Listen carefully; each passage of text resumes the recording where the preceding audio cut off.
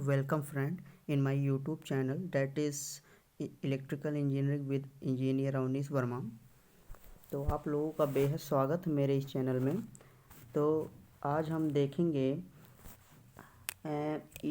Electrical machine का दूसरा part, जिसमें हम लोग देखेंगे Faraday law of electromagnetic induction. Faraday का विद्युत चुंबकीय प्रेरण का नियम से शुरुआत करते हैं। तो इसके पहले फ्रेंड्स, आप लोग मेरा इस चैनल को अगर सब्सक्राइब नहीं किए हैं तो आप प्लीज़ सब्सक्राइब कर लें, क्योंकि आगे आने वाले वीडियो में आपको काफ़ी हेल्प मिलेंगी। आपको बेल आइकन को भी दबा लेना है, जिससे आपको नोटिफाई होते रहें आप, और आगे आने वाले सभी वीडियो से आप परिचित रहें, आप जानते रहें, जिसे आप आसानी से पढ़ या देख सकें। थैंक्स। तो आप आगे बढ़ते हैं। तो आज का हमारा टॉपिक होने वाला है Faraday's law of electromagnetic induction. तो जैसे मैं आप लोगों को बता दूं, इसमें हमारा ज़्यादा डीपली कुछ पूछता नहीं है। तो इसमें केवल आपको ईएमएफ का फॉर्मूला ध्यान रखना है। जो हमारा ईएमएफ का फार्मूला होता है d phi upon D t. Phi में परिवर्तन with respect to time interval, यानी कि d phi upon D t. Phi में अंतराल बटे समय में अंतराल, ये हमारा ईएमएफ का सूत्र होता है। इसे हम शॉर्ट में ऐसे भी कह सकते हैं d phi upon D t. Flux में परिवर्तन बटे समय अंतराल, टाइम इंटरवल। ये फैराडे का फर्स्ट लॉ था। इसी में जोड़ते हुए लेंज एक साइंटिस्ट थे, जिन्होंने इसमें जोड़ते हुए अपना एक लॉ दिया, जिसमें उन्होंने कहा कि ईएमएफ बराबर d phi upon D t तो होता है, लेकिन जो इसमें टर्नों की संख्या होती है, इसे मल्टीप्लाई कर दें D phi upon D T से, D phi minus N D phi upon D T, जिसमें माइनस क्या शो करेगा, माइनस शो करेगा कि इंड्यूज ईएमएफ यानी प्रेरित इलेक्ट्रोमैग्नेटिक इंडक्शन, यानी प्रेरित विद्युत चुंबकीय जो होगा वह उसी को विरोध करेगा जहाँ से उत्पन्न होगा। कहने का मतलब, जो कोई फ्लक्स या कोई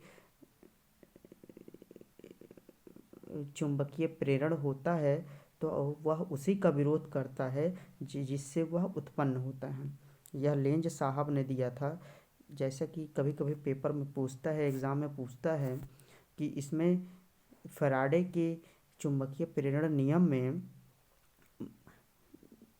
यानी द्वितीय नियम में, माइनस साइन क्या चिन्हित या क्या इंगित करता है।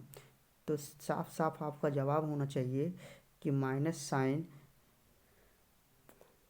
यह इंगित करता है कि चुंबकीय फ्लक्स जहाँ से उत्पन्न होता है वह उसी का विरोध करता है।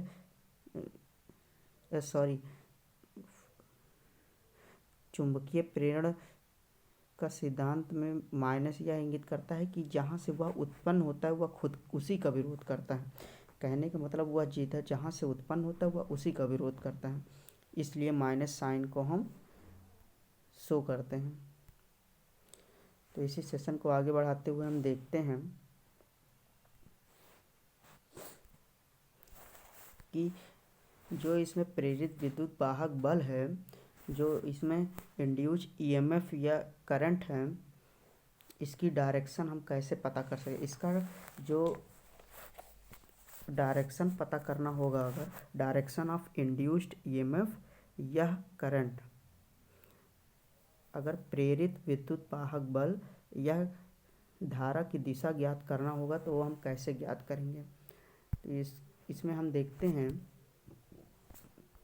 इसमें 3 नियम दिए गए हैं। जो पहला नियम कहता है हमारा फ्लेमिंग के दाएं हाथ का नियम। इसके अनुसार फ्लेमिंग ने कहा है कि यदि हम अपने 3 उंगली, अंगूठे, तर्जनी और मध्यमा, तीनों उंगली को इस तरह परस्पर इस तरह फैलाया जाए कि जो आपस में या परस्पर 90 डिग्री का कोण बनाए, 90 डिग्री का कोण बनाए, जिसमें हमारा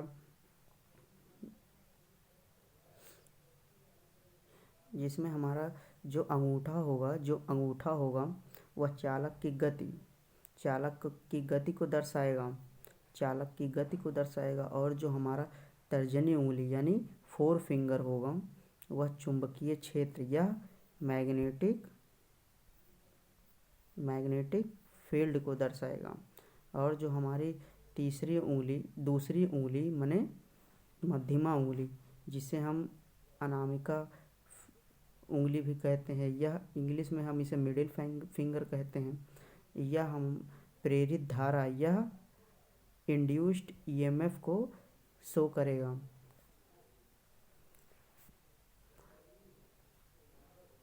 तो इसमें हमें 2 चीज़ ज्ञात होता है। एक हमें ज्ञात होता है चालक की गति, और दूसरा हमें ज्ञात होता है चुंबकीय क्षेत्र यानी मैग्नेटिक फील्ड। हमें इसमें ज्ञात क्या करना होता है, इंड्यूस करंट या इंड्यूस ईएमएफ हमें ज्ञात करना होता है। ये तो हमारा पहला नियम हो गया। अब हम दूसरे नियम पर आते हैं। दूसरा नियम क्या है, फ्लेमिंग के बाएं हाथ का नियम।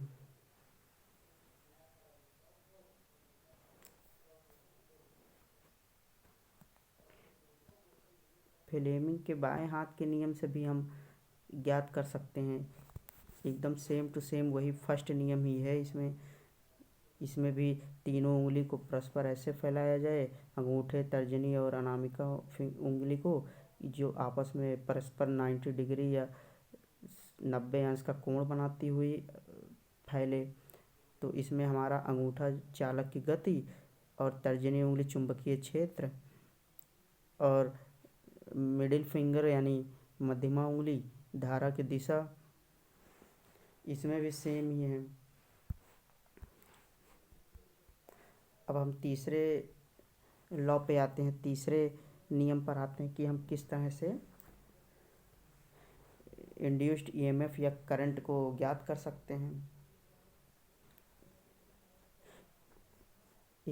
इसका नाम है कॉर्क स्क्रू रूल। इसमें हम लोग कोई कील लेते हैं,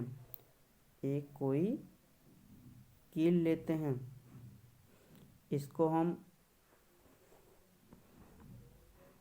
अगर हम घुमाएं तो हम देखते हैं कि जिस दिशा में घुमाते हैं तो वह हमारा चालक में बहने वाली धारा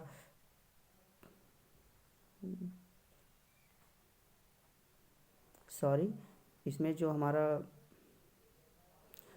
जिस दिशा में घुमाते हैं, जिसमें बल लगाते हैं, और जो इसमें अगर अंदर की तरफ जा रहा है तो उसे नॉर्थ बोलेंगे, और अगर वो बाहर की तरफ आ रहा है तो उसे हम साउथ बोलेंगे। तो इसमें हमारा जो घूमता है, जिस दिशा में घूमता है, उसे हम उसी के साथ ही देख सकते हैं कि इसमें धारा किस दिशा में बह रही है।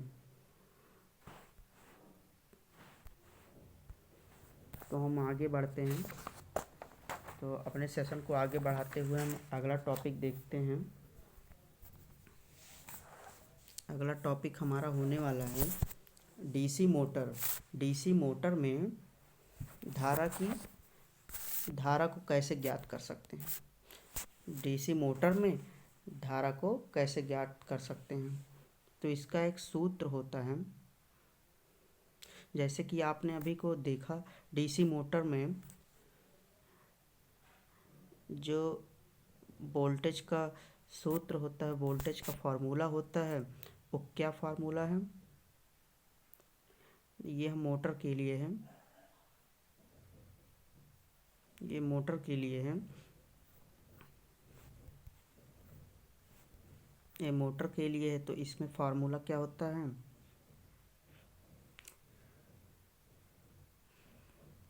V बराबर, या इस तरह नहीं आप लिखिए, आप लिखिए EB यानी बैक EMF बराबर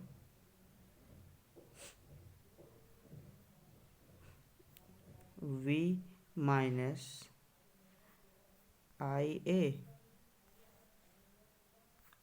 RA, यह हमारा सूत्र है। अब इसी सूत्र के जरिए हम निकालेंगे कि धारा, डीसी मोटर में धारा क्या होगी, धारा का सूत्र क्या होगा। तो इसी को हम आगे देखते हैं।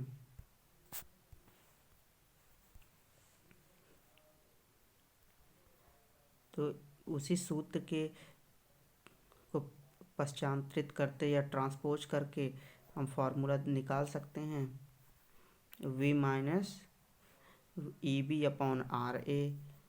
यह फार्मूला उसी सूत्र से आएगा। IA यानी आर्मेचर करंट, यह motor current voltage supply minus back EMF upon armature resistance, ये हमारा सूत्र हो जाएगा।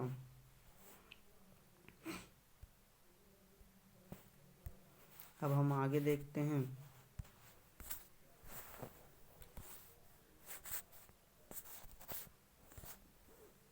अब आगे देखते हैं डीसी मोटर में विद्युत वाहक बल का समीकरण। अभी को मैंने जैसे कि लिखा था, विद्युत वाहक का समीकरण हो जाएगा V बराबर EB जिसमें बैक EMF है, IA RA, supply voltage is equal to back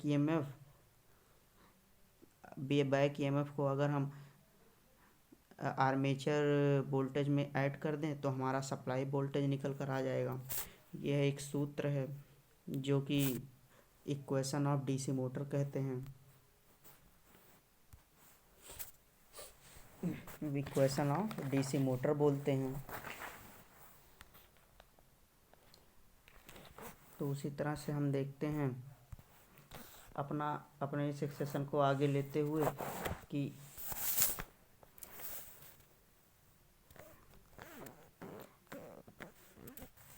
जी हाँ, इसी तरह हम आगे देखते हैं कि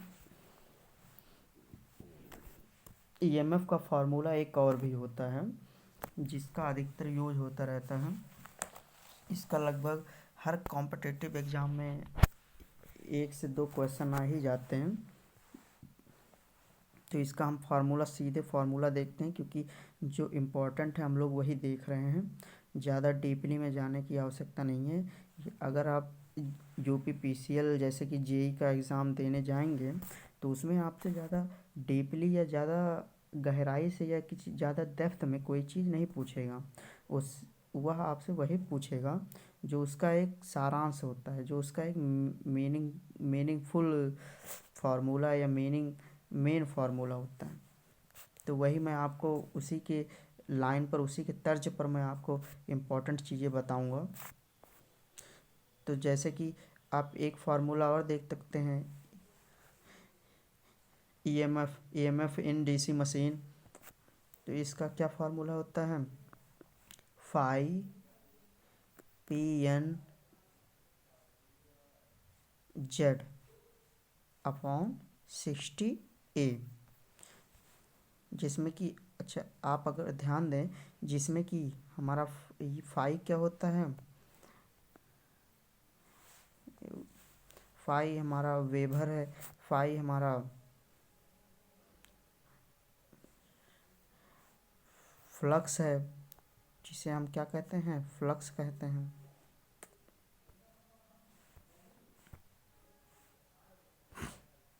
यह फ्लक्स है।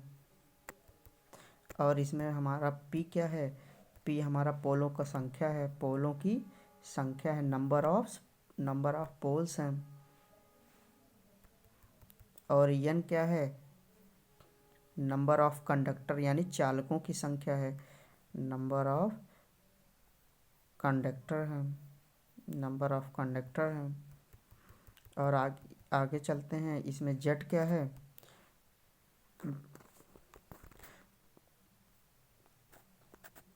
ओ सॉरी, यन हमारा गति है, यन होता है गति इन आरपीएम, और जेड हमारा चालकों का संख्या है।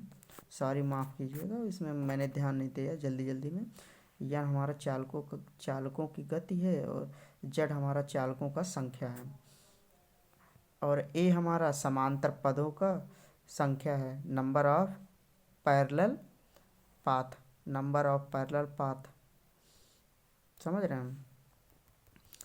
तो ये हमारा एक इम्पॉर्टेंट फार्मूला है, इसे आप ध्यान दीजिएगा, क्योंकि ये हर एग्ज़ाम में लगभग पूछा ही जाता है।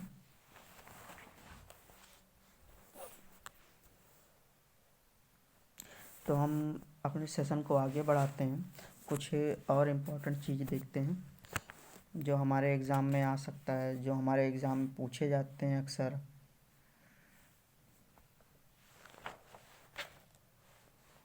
हाँ, एक चीज़ आप ये भी ध्यान दें,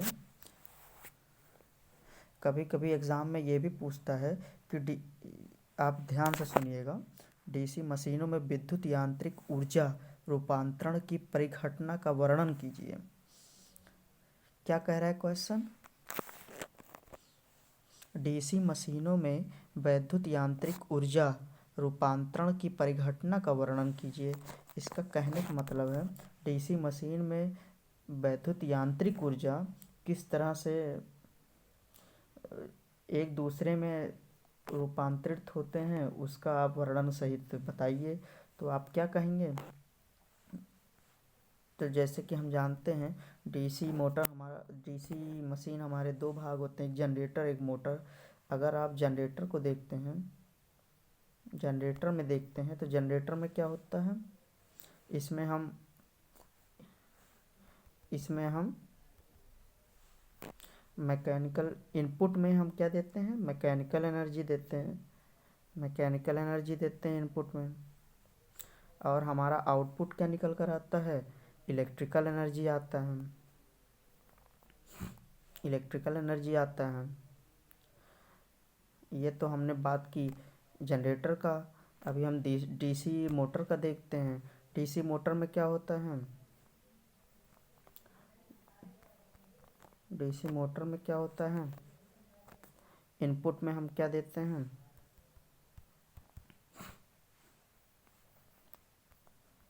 इनपुट में हम देते हैं इलेक्ट्रिकल एनर्जी, और आउटपुट में हम क्या लेते हैं, मैकेनिकल एनर्जी।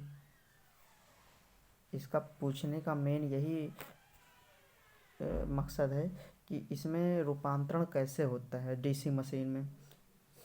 तो आप कहेंगे सीधे सीधे जनरेटर में मैकेनिकल को इलेक्ट्रिकल में कन्वर्ट करता है, जो कि डीसी के रूप में होता है। उसी तरह मोटर जो होता है इलेक्ट्रिकल को मैकेनिकल में कन्वर्ट करता है।